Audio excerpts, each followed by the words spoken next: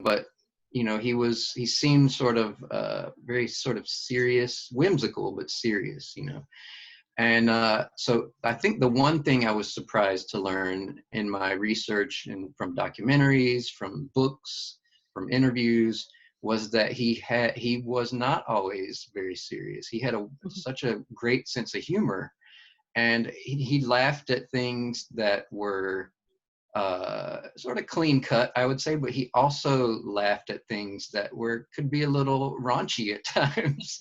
And I just love that so much, because it really does speak to his love and acceptance of others and different people, different ways of laughing, different things that make us laugh. As long as it wasn't something that was cruel or was upsetting to someone else, but it could be a little bit, more adult in humor. And he just loved to laugh, and he loved to make people laugh. And that was one of the things that really made me love him even more, is that learning.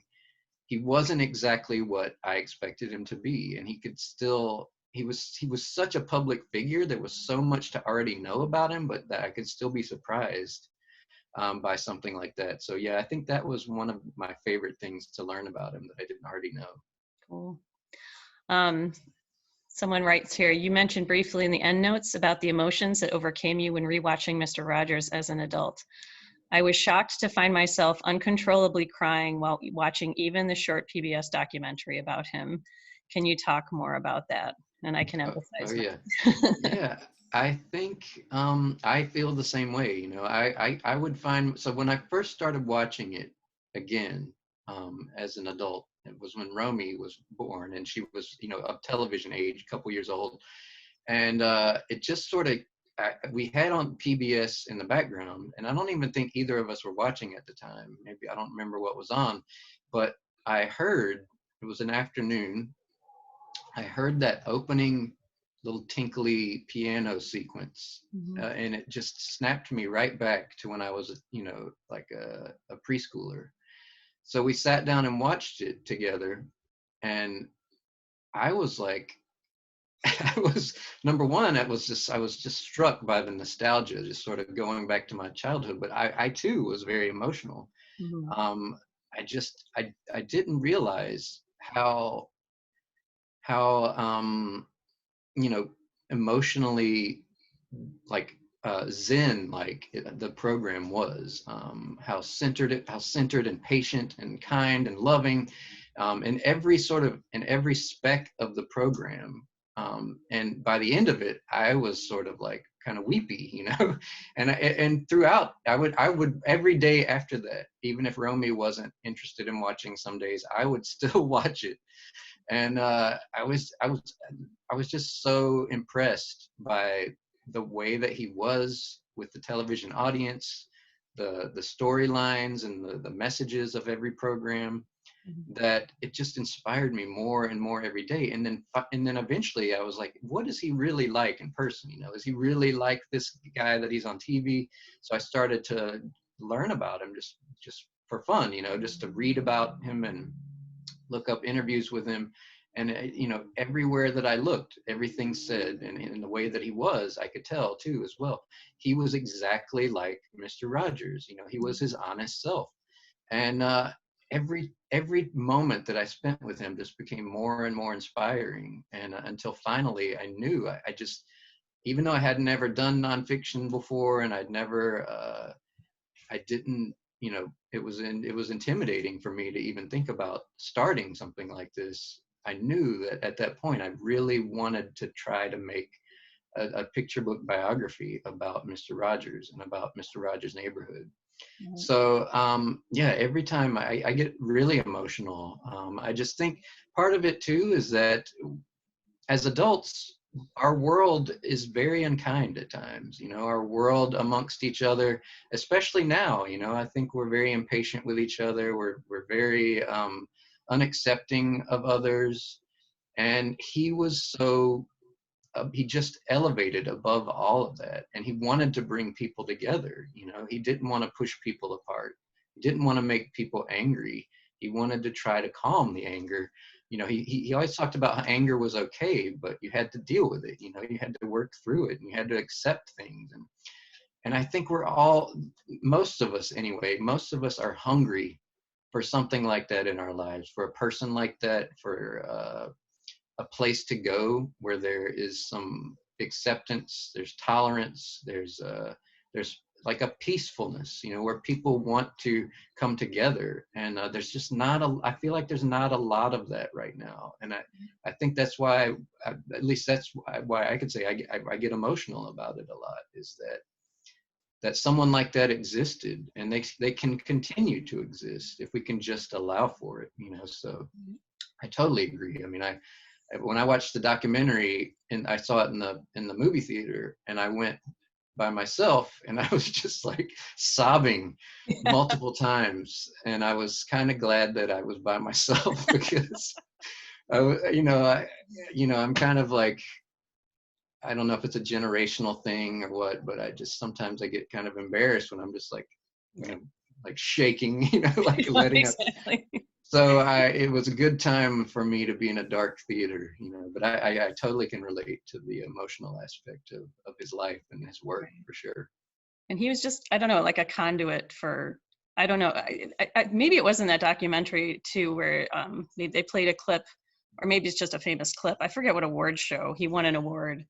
And instead of giving a big speech, he basically just said, okay, we're all going to take a minute and be quiet Mm-hmm. and think about somebody that made a difference in our lives. Yeah. And they panned out to the audience, and they were all a wreck. Yeah. I mean, know. that's the kind of patience and I don't know. I mean, not who else can just silence a room of thousands of people Yeah. for 60 seconds, like not not even think twice about it. It's so uncomfortable. And I think there was I've seen that clip, and I think people were really uncomfortable at first, but then it really became an emotional thing. Like, you're right. They showed all these like movie stars, and they were just like sobbing. And yeah, I think we live in a time where adults can be very jaded and cynical. And he didn't, none of that wasn't a part of him. He always looked for ways for things to be better, and he looked for ways to help people. And yeah, I think in many ways adults are hungry for that, and children are hungry to understand these things. So it's just such a wonderful blend that you could find on Mr. Rogers' Neighborhood, and stories throughout his life.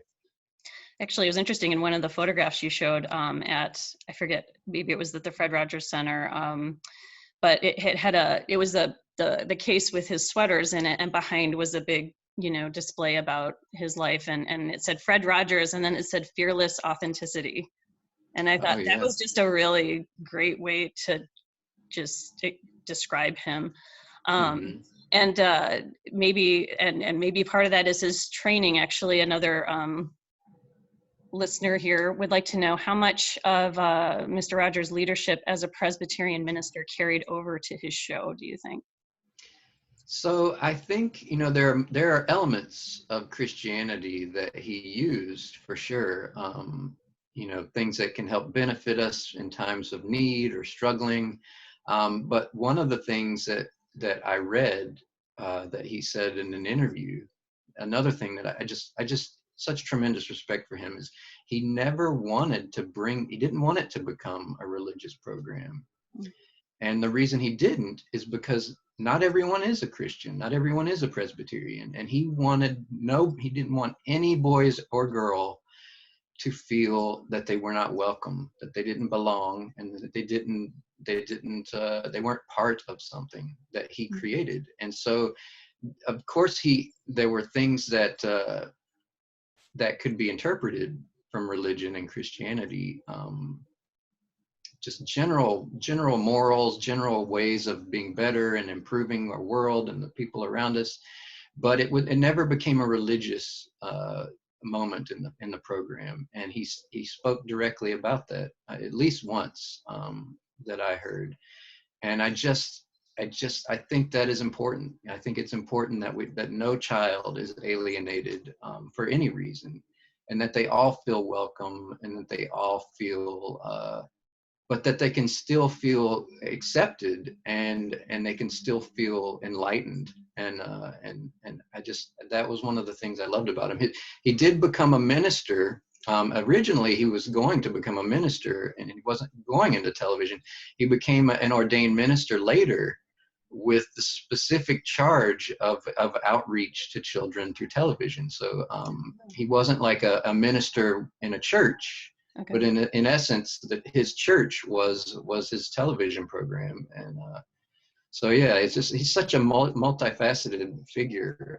He's so complex and deep, and that was one of the things too, that I just continued to learn these things and be impressed by him as I continued to do the research. Isn't that funny, Joe? I think that's why people, you know, and I haven't seen the new movie, one of the few who haven't, but because I think I just weep through the whole thing. But basically, you know, people don't believe he's for real. You know, they just, how can somebody be that good? How can somebody truly look for the good in everyone? And, right. you know, but he was the real deal, you know, that's pretty amazing. Mm-hmm. Wow. So I have somebody here who has raised their hand, and I'm going to see if I can do this like a radio talk show and let this person talk. It's S. Milo. Let me get that. S. Milo, are you there? Hello? Oh, let me unmute. Oh, unmute.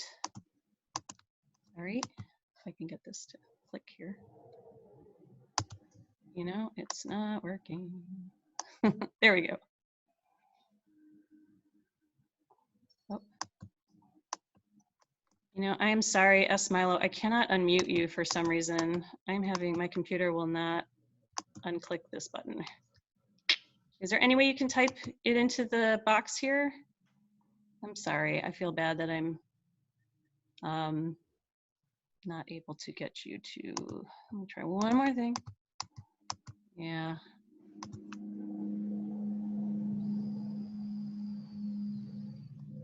Yeah. Yeah, unfortunately, I don't think I can get this person's unmuted. I'm sorry. I wish, things are going a little haywire today. But if you think of a question, well, maybe I can email it to Matt. He's a nice guy, maybe he'll respond later. But yes, so did you want to let us know about any other projects you have coming up before we let you go? Sure. So my next book will be out in January, and it's called Bear Island, and it's back to fiction for me. And it's sort of it's kind of, I like to kind of fluctuate between books where there's like silliness and humor, and books that are more that deal with kind of serious things. I think that's kind of another thing that I connected with Fred Rogers on. He did, you know, he liked to talk about things that were serious at times and sometimes sad, but also he was a very whimsical person. He liked to laugh. And this is one of my more serious books, and it's about a girl who loses a pet. And you know, we lost our pet cat a few years ago when Romy, our daughter, was really little, and it's the first time that we had to talk to her about anything like that. And it was just an interesting experience. You know, we were all very sad, and it was interesting to see that her first reaction was she wanted to go be by herself. You know, she didn't want to be with us, and she was pretty young at the time. I think she may have been about 5 or 6. And that's kind of how I am at first when I process that kind of emotion. And so I wanted to do a book about a girl who's kind of dealing with that and dealing with those emotions in a way where she goes off to this little island, and you know, she experiences all these animals, and she kind of processes her emotions and pain through her imagination. So it's called Bear Island. There's a bear in the book. I had a lot of fun drawing this giant bear. It's, you know, it's like, it's not a real bear, but it's it feels very real at times. So that comes out in January. And then my next picture book is a book that I illustrated by an author friend. I did a couple books with an author friend of mine. He's an illustrator too. His name's Philip Stead. We did 2 books together. The first one, it's like a series. The first one's called Special Delivery. The second one is The Only Fish in the Sea. And the third and final, it's a trilogy, is called Follow That Frog. And so that'll be out next. And then I'm currently working on another piece of nonfiction written by an author friend of mine. Her name's Candace Fleming. She's written a lot of wonderful nonfiction for young readers. And it is about a woman who lived in Boston, Massachusetts, in the turn of, it was like early 20th century, so 1900s, early 1900s. And she was this really fascinating, very eclectic, unusual, she was an art collector. And she started her own museum, her own art museum in Boston. Her name's Isabella Stewart Gardner. And so this museum, it still exists. And this woman led such a fascinating life. But there's sort of this interesting after story where she had all these invaluable works of art, and some thieves snuck into the night in the year 1990, and they cut all these valuable paintings, these canvases, off the frames and slipped away in the night. And these paintings have never been recovered. They've never been found again. Oh my God. So it's just a really neat story. And I love art. I love art and art history. And my editor he showed it to me, and I knew Candy Fleming already, and she does such wonderful books that I almost just said yes at the sight of her name. I don't care. But the subject as well, it was just, so that's the book I'm currently drawing at this time. And then I have another couple books that I'm working on. They're beginning readers. The characters, they're called Cornbread and Poppy. They're these two mice characters. So those will be coming out in the next year or two. There's two of them, two different books. So I'm also working on that. So lots of juggling different projects in different states of completion. And so I'm very fortunate to be busy and so yeah, it's lots of good stuff I'm excited about on the horizon. Yeah, no, definitely. We're looking forward to all of that. Very quickly, one more. Did you have copies of every Fred Rogers show, or have you viewed all his productions? I have not. How big a fan are you? Yeah. So I've watched a lot of episodes. There are over 900 episodes. So I haven't seen them all. Especially, I think some of the earlier ones are a little harder to. Oh yeah. It's just I know that you can watch them, a lot of them on Amazon Prime. So if you have a Prime Video membership, you can watch tons of them. And then you can also go to mrrogers.org. And I believe it's every couple of weeks or every month, they have 5 different episodes that you can watch for free online. And I believe those are the 2 main ways to watch the program currently. Maybe on, like, if you have a subscription to YouTube, possibly. But I know for sure Amazon Prime has a lot of them. And mrrogers.org is a great website as well if you want to learn about Mr. Rogers. But they have 5 free episodes every so often. They rotate them. But I haven't seen them all. There's so many, I didn't realize there were so many. yeah. I mean, he was such a prolific creator, and the whole production went on for many, many years. So I haven't seen them all, but I've seen a lot of them, and they're fantastic. I think it's interesting to watch them today because there's not really. I don't feel like there's a lot of programs for boys and girls where there's like a real person. Like a lot of it's animated, but there's like a real person talking through the television screen, and the production values are very different. I feel like they were working on a certain amount of budget, and I love that part of it too. It's so charming that it's almost like they did the best they could with what they had, and I feel like parts of the program are kind of rough around the edges. And I feel like that's how my art is very rough around the edges. It's not perfect, it's not polished.